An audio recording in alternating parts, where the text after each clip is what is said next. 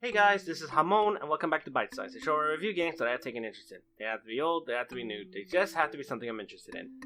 And today we're going to be looking at Chinatown Detective Agency, a mystery game that has point and click and ARG elements into it, but I will get to that in gameplay. For now, instead of doing this at the end, I'm going to say this in the beginning. This game can be found on Xbox Game Pass as long as you're a subscriber for free, as long as you're a subscriber. Otherwise, it is found on the following consoles.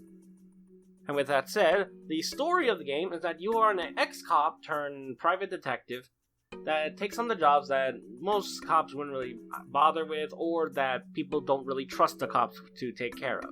Such as, finding out things about people and all that. Usual detective type of things. As you go, you're likely going to find big conspiracies and all kinds of stuff, like people trying to overthrow the government, that usual thing. So, yeah, that's what I'm assuming because I haven't fully played it, but seriously, it's a mystery thing that has to do with taking jobs from people. I mean, I think there was the first mission from a secret society. So, yeah. The game itself is fine. In terms of graphics, it looks very nice. I mentioned in the previous video of Loot River that this was one of the games that is going to be part of a Quick Bites because they were all pixelated. This was going to be the second video I covered because while it is pixel art, it is much more complex than Loot River in terms of the characters, because while it does have the fact that you can't really see their faces on the actual character, you mostly see them through the chat box thing.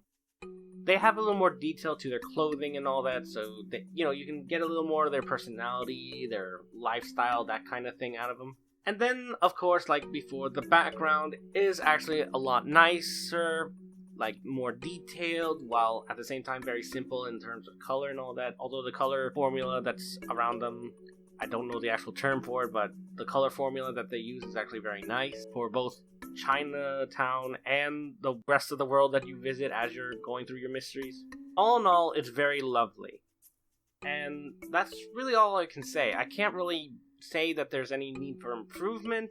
I mean, it's an art style that I can't really argue is bad or anything. I mean, it looks nice and you can tell what people are like and, get an idea of stuff. And the backgrounds look beautiful. So there's not really much to improve there. With that said, we're going to gameplay. Now, gameplay is kind of a hit and miss because it's a mystery game with point-and-click adventures and, like I mentioned, ARG elements. The point-and-click and mystery thing go together because, obviously, the point-and-click aspect is that you can pick up items, talk to people, check out different answers for certain questions and all that.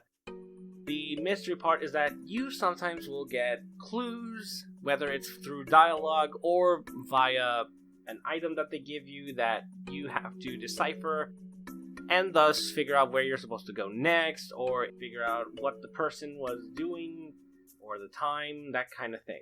The ARG element goes into place when you are doing something regarding items, because certain items will have little markers or something that tells you where the item is from. So they have a little web browser thing in the game itself, but it automatically just takes you to your actual web browser so that you can actually look up the stuff you're trying to figure out. One example of this is one mission that you are given stamps. The stamps have little markers and postal stuff on it that can tell you which country it came from and what city specifically it came from. Thus, you take it over there, and if you want to get a bonus from it, you can figure out where the exact place it's originated from. Thus, get more money out of it. But either way, this is basically how it goes. Now, I'm not too big into the ARG element, especially since if I'm trying to record a game. So I honestly just looked up a guide for the actual mission and, went through it. But if you're into that kind of thing, I definitely would say it's a great aspect. Especially if you're one of those people that like to look for things that are outside of the game itself to figure out something. It's I'm not trying to knock it, it's just, it's not for me. But I do see the potential love of it. In any case, the game in whole is pretty good, and I would definitely recommend it, especially to people that are into that kind of thing. And like I said very early on, the game is for free on Xbox Game Pass as long as you're a subscriber. Otherwise, it is available on the following consoles at the price at the lower left hand of the screen. And with that said, I want to thank you so much for watching. I hope you enjoyed this episode of Bytesize. If you did, please leave a like, favorite, and subscribe to the channel for more videos like this. And I will see you next time. Bye!